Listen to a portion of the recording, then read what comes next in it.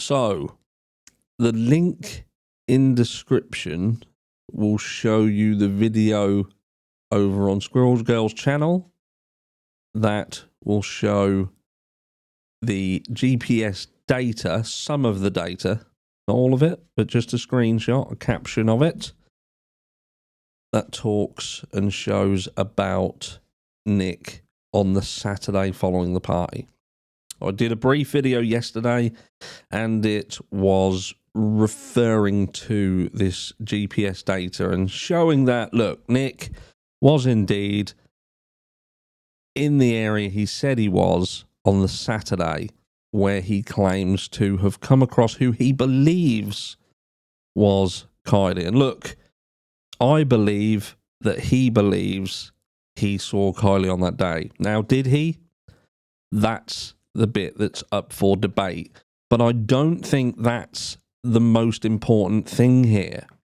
Look, did he see her or not? There's going to be a 50-50 split. There's going to be some of you who are still out there and are like, I am adamant that that was not Kiely that we saw go into the reservoir on the fire cam footage. And there'll be some who are like, no, we saw it with our own eyes. That car went into the water. Kiely's car was taken from the water. We know it was Kiely's vehicle. We have that vehicle, and there will be more on that vehicle coming in the upcoming weeks. But how can Nick have seen Kiely if indeed that was Kiely's vehicle that went into the reservoir with Kiely inside it? And we know that it was Kiely because Nick, the diver, he said that she was in the vehicle. You with me so far? And look, you can either dispute that that was Kiely's vehicle or not. But what we're here today is just to speak about Nick himself and put a few things to bed. Because I hear that people are putting words in Nick's mouth. Now, some people say, right, from the start, Nick pretty much identified Jagger. No, he didn't. Social media identified Jagger off of what Nick said. And if people took close attention to what Nick said, he didn't describe Jagger. He described someone that, if you wanted to say it was Jagger, it could be Jagger. He said that was someone who was around 6'1", did he? With a ball cap, a San Francisco ball cap, which, yes, Jagger wears a San Francisco ball cap, but I'm sure it's not stitched to his fucking head, so he will have alternative hats, and there are other people who have them. He also said that the guy had hair coming down to about here, and that's not Jagger either. And he also said that the guy had what looked potentially like acne or something on his face. And again, that's not Jagger. Jagger doesn't have acne of any description. So Nick never said that that was Jagger. Obviously, everybody else took that information. They'd seen Jagger. They took the whole encompassing situation and they went on the witch hunt for Jagger, me included. I hold my hands up. I heard that and immediately I thought Jagger. But Nick himself didn't push Jagger as who we should be looking at. Now, Nick has come forward and he has said, look, with regards to why he went out to that vehicle again, I hear some people saying that this was to do with the battery, etc., etc. It wasn't. What Nick actually said is that he went out to the vehicle wouldn't start. And it would appear that the vehicle was caught between gears. And what Nick had concluded is that there was a potential that while the vehicle was in motion, the car was pulled out of gear and it had got stuck between two gears. And that was the issue. Now, these had been waiting in the vehicle, likely with the radio on, with the interior light on, and for some duration of time. So after Nick got the vehicle going, Nick had turned around and said, look, keep the vehicle running for a period of time just to make sure everything's okay. Now, that is commonplace when a mechanic is looking at a vehicle, because a battery, when you have been sat there with a battery being drained by the stuff in there, the ancillaries, and then you start the vehicle, the battery takes a wallop and it jumps down and it needs time to be charged back up. Like, if you go outside and you start your car, stop it, start it, stop it, start it, stop it, eventually you're going to kill the battery. So what he was basically saying is, we've been sitting there, we've obviously been messing about with it, we've started your car, but the best thing to do to make sure that you don't go down the road and end up with a flat battery is to make sure that your battery's running for a while. So Nick's report on that vehicle, there was nothing wrong with that as well. So, look, let's stop talking about things that he didn't say. What he is saying is that he believes that he was called out to a vehicle and he attended Kiely. Now, he obviously didn't realise who Kiely was until a couple of weeks after, was it? And people are questioning that. But what he's saying is he didn't know that there was a missing girl. He saw the missing girl poster and then put two and two together and thought, hold on a second, that's the girl that I went out to. That's the girl that I saw, and that's the vehicle that I attended. And there we have it. Now, obviously, when he did the interview with Adventures with Purpose, there were some questions about that as well, because he couldn't remember the exact day. Now, I think the dog has just killed my light. He has as well. Bear with me a second while I go and sort my light out. 2,000 years later. That dog loves, look, the pink light down there, look. No, down there. He'd killed that light. Damn animal. So, yeah, where was we?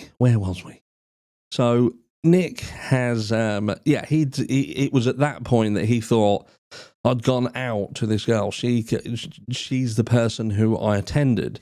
And there has been questions over why didn't he know what day it was that he was out there when you've got GPS data on your phone, which we're now showing. And look, that does raise a little bit of a question, but I'm guessing at the point with which he did the interview with Adventures with Purpose, he wasn't 100% sure. Maybe he didn't fully appreciate how important that was or the questions that would come up. We just don't know. Look, at the end of the day, you have to ask, why would this guy come forward and say anything? Why would he insert himself in something that, if it was just simply an accident, why would there be all this convoluted stuff? Why would there be so many people inserting themselves into it? You know, we've got the likes of SF Investigates out and about. And even back early on, SF Investigates was showing frustration about law enforcement, and they're allowing Sammy Smith to work side by side, handing them information that was contradictive. You know, so many things were happening around this case. You know, and there's so many things that raise eyebrows. But ultimately, we've got a guy who has come forward who is seemingly completely genuine. And all he's saying is he was in the area on the day following the party, and he believes that he attended a vehicle and Kiely. Now, whether it was Kiely or whether it was someone who was claiming to be Kiely, that is what people should be questioning. Now, I hear there's other people who are saying, well, he had camera footage. You've obviously missed the information that Nick came back out and spoke with Squirrel Girl about. And what Nick was saying was that he requested that footage. The camera footage, there's a front and rear facing camera. He went back to his bosses. He had that footage.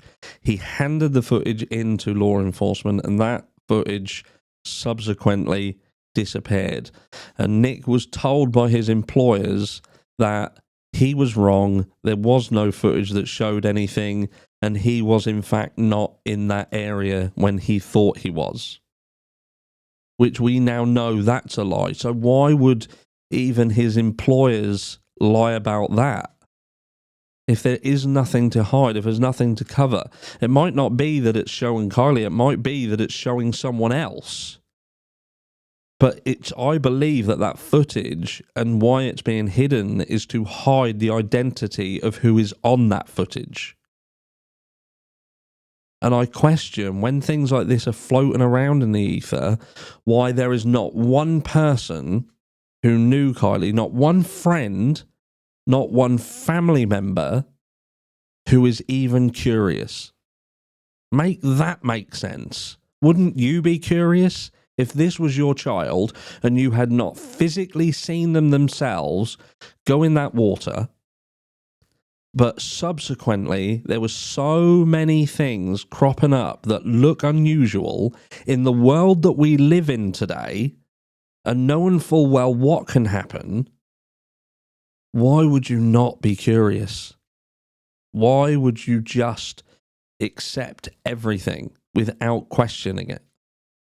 Isn't a parent their go-to would be to listen to anything, to go to want the truth? And it seems here that it's not about the truth. It's about closing this off, shutting it down as quickly as possible and moving on. And I just don't get it. I don't understand. I don't understand why there is not even one person who was close to Kiely who has come forward and said, hold on a second, what these people are seeing is a little bit weird. It is a bit odd.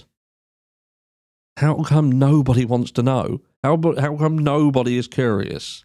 Tell me down below, if you was a friend of Kiely's or a family member and you knew what you knew and you were seeing what you're seeing, would you not be curious? Would you not want to put it fully to bed one way or another? Let me know down below, and I'll catch you all in the next one.